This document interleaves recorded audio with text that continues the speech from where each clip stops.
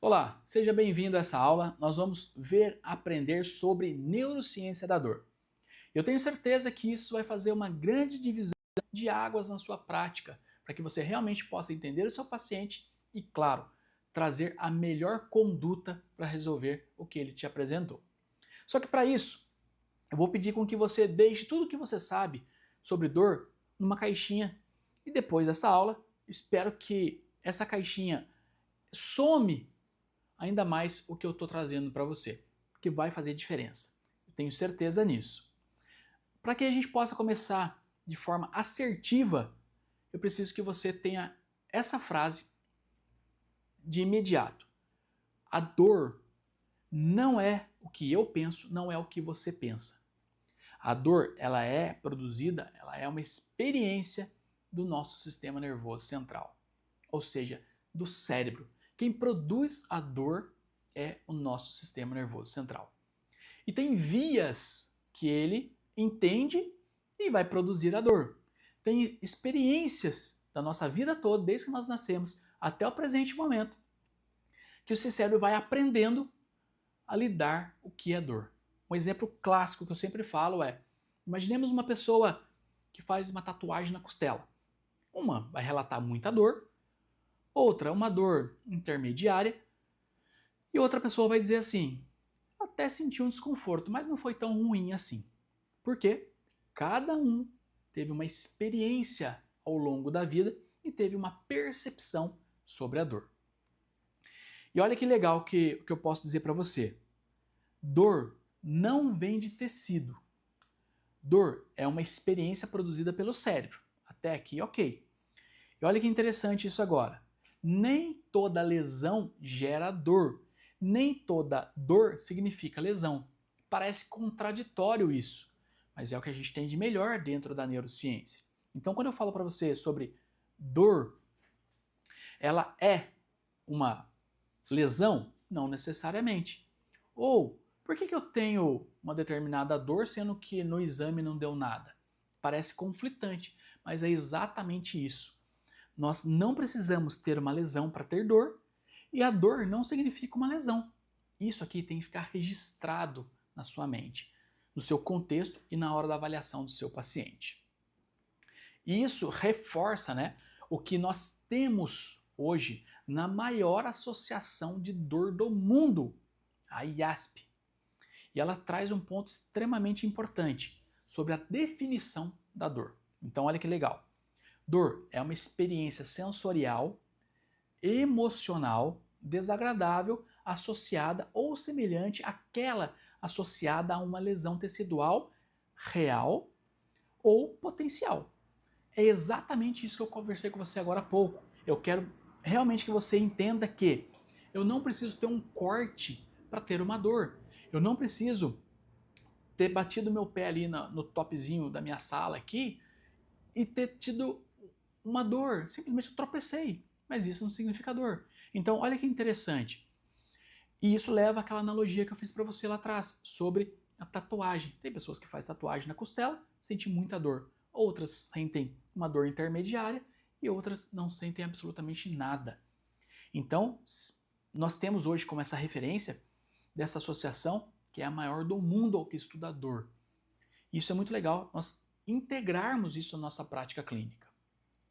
E aqui eu quero separar para você dois modelos. Esse primeiro, que é o que você pode estar vivendo agora, é o que você pode entender sobre dor. É um modelo chamado biomédico. Entenda o seguinte, eu não estou dizendo que médico X, Y, Z faz isso, isso, aquilo. Não. É o nome do modelo que nós temos dentro da neurociência. O que um modelo biomédico vê? Que a estrutura ela é igual à dor. O que eu quero dizer com isso? Que uma articulação ali com uma degeneração, isso gera dor. Que uma assimetria de ombros, isso gera dor. Que uma assimetria de pelve, isso gera dor. Que eu tenho ali a ignorância, ou melhor dizendo, ignorar o contexto do paciente, que envolve o que o paciente acredita, as experiências anteriores do paciente, o que ele pesquisou na internet. Eu ignoro tudo isso e levo só a degeneração, por exemplo. Outra forma de ignorar é os fatores psicossociais, ou seja, a parte que ele traz para casa dele. Será que ele tem um bom afeto ali com os parentes? Será que ele gosta do trabalho? Será que ele está satisfeito com quanto ele recebe? Tudo isso faz com que o cérebro molde, interprete condições. Só que dentro do modelo que nós conhecemos, o modelo tradicional chamado de biomédico, isso é ignorado na avaliação. E aí mora um grande problema, porque automaticamente nós não levamos isso em consideração e nós não conseguimos ajudar o paciente da melhor forma possível. Por isso que esse modelo, dentro da neurociência, nós não usamos com tanta frequência. O modelo mais assertivo é chamado de modelo mais moderno, né? O modelo multifatorial. E o que esse modelo multifatorial mais aceito dentro da neurociência envolve? A gente entende que o cérebro participa todo momento de todas as dores, que o sistema nervoso está envolvido, ele, aliás, pode estar envolvido, o contexto do paciente está envolvido, as experiências do paciente. Um exemplo sobre experiências que é o seguinte: vamos imaginar que eu vou atender um paciente, só que ele já fez diversas outras terapias. Pode ser que ele não vá com uma experiência positiva para a minha, e isso interfere na minha evolução. Outro ponto importante é as crenças do paciente, o que ele acredita que ele tem. Por exemplo, eu acredito que o meu ombro é mais alto e por isso eu tenho dor. Então essa crença pode estar muito presa sobre ele e automaticamente isso reforçar a não melhora. Por isso que o modelo, né, multifatorial enxerga isso, consegue lidar com esse perfil de paciente. E por isso a forma multifatorial tem ali um ponto extremamente importante. E aqui para você já entender, ó. Então antes de eu falar dos 3 tipos de dor, um breve resumo sobre os 2 modelos, o modelo tradicional biomédico e o modelo multifatorial. O modelo biomédico sempre vai levar em consideração alguma degeneração, alguma assimetria igual à dor. Já o modelo multifatorial vai levar a experiência do paciente, a crença, o que ele acredita, o que ele espera do meu tratamento, o que ele espera do seu tratamento. E isso faz mais sentido na hora do desfecho, certo? Então, vamos guardar essa informação aqui para mais tarde. Agora nós vamos entender 3 tipos de dor. Quais são os 3 principais tipos de dor? Eu trouxe de forma mais simplista para essa aula, para que você possa aprender de verdade. Então, olha lá. O primeiro tipo de dor é chamado de dor noceptiva. A dor noceptiva, ela estimula os noceptores que nós temos para o nosso corpo. São basicamente terminações nervosas que são irritadas. Um exemplo, um entorse, uma cirurgia, um tropeção que eu bati forte meu dedo na quina da porta, músculos mais tensos. Isso é noceptivo, porque estimula os noceptores e aí o paciente apresenta um perfil de dor. Então esse é um caminho que a dor percorre para o cérebro e automaticamente o paciente tem dor via noceptivos. Então olha que legal, né? Então essa é a primeira via que nós temos, que é a via noceptiva. A segunda via é chamada de neuropática. Ela é totalmente diferente da anterior. A via neuropática ela é classificada como alteração literalmente no sistema nervoso. Só umas aspas, nós temos em média 72 quilômetros de sistema nervoso. É muita coisa.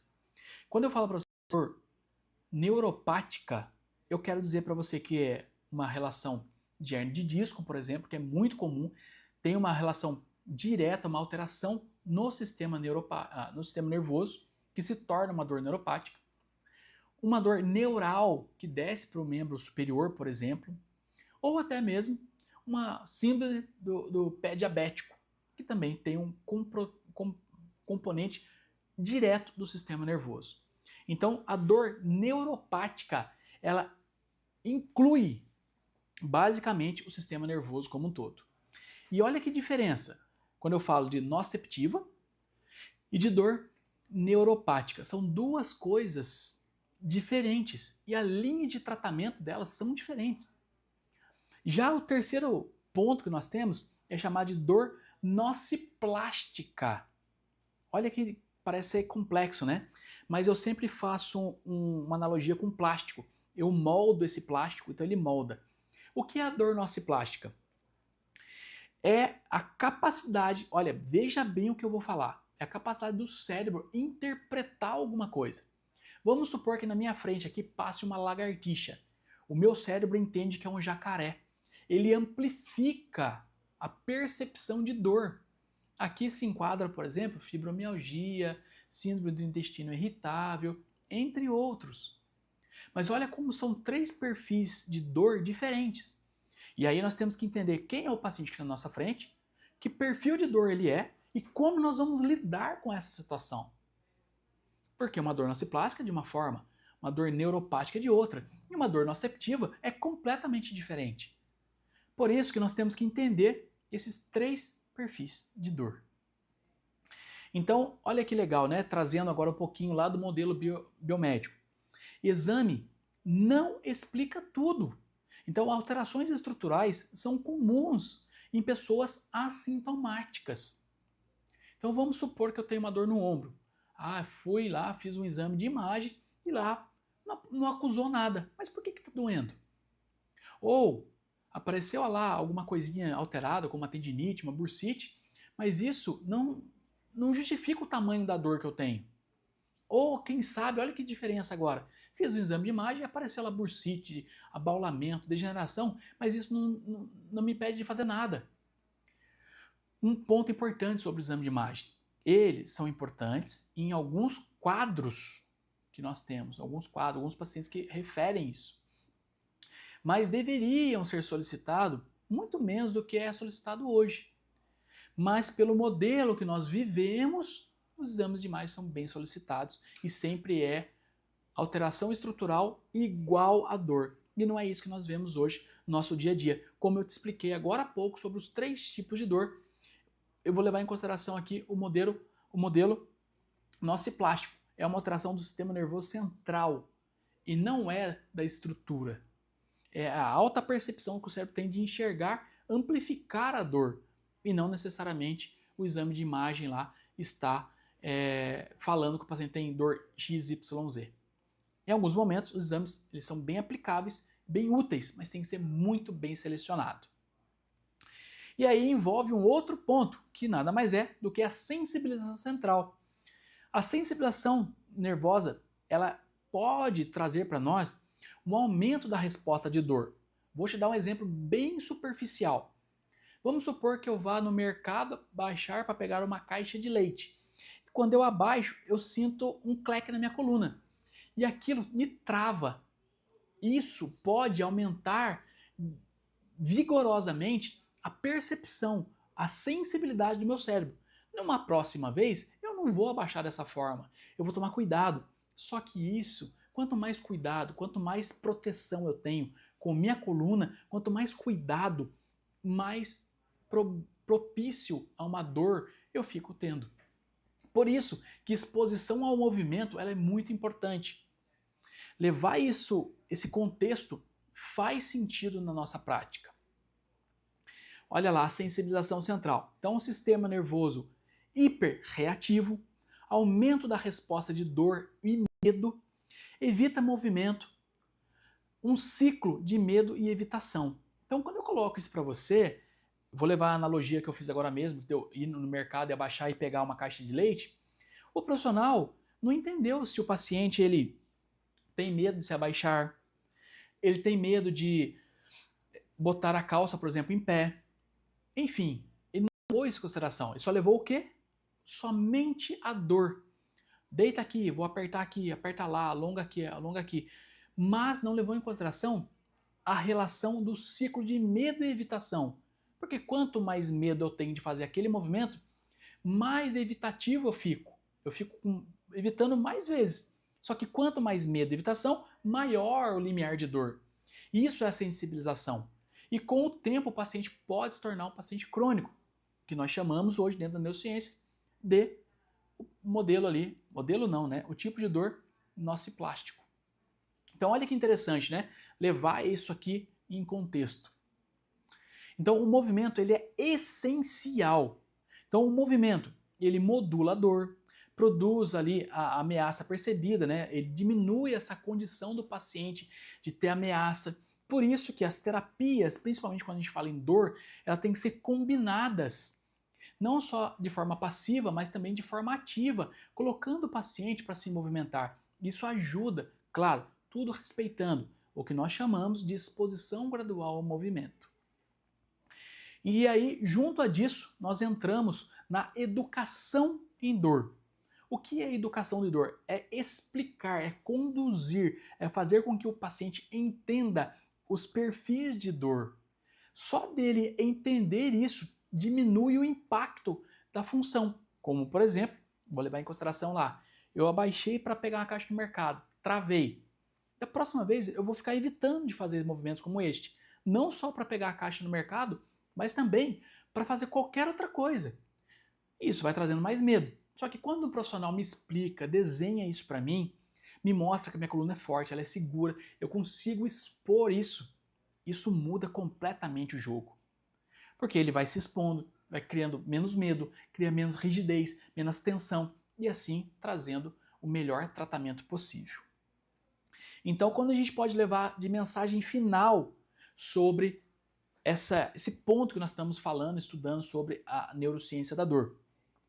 Então, o seu corpo, meu corpo, não está quebrado.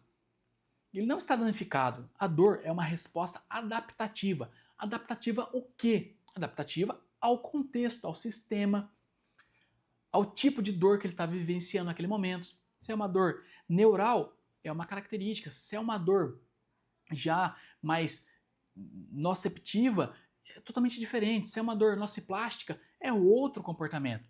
Então, de obrigação, nós precisamos entender a avaliação desse paciente, trazer para ele mecanismos, ferramentas para lidar com o que ele está bem sentindo e trazer para a vida dele a melhor qualidade possível. Eu falo que tem que existir um tripé.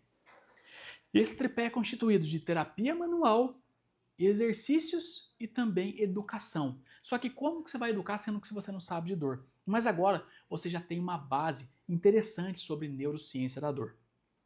Por isso, grave isso, anote isso, que isso faz diferença na hora da sua decisão clínica de como conduzir o paciente. Então, só para fixar aí, o tripé, ele se constitui de terapia manual e dentro da terapia manual nós podemos utilizar vários recursos. Liberação miofacial, nós podemos usar massagem, podemos usar qualquer outro recurso dentro da terapia manual.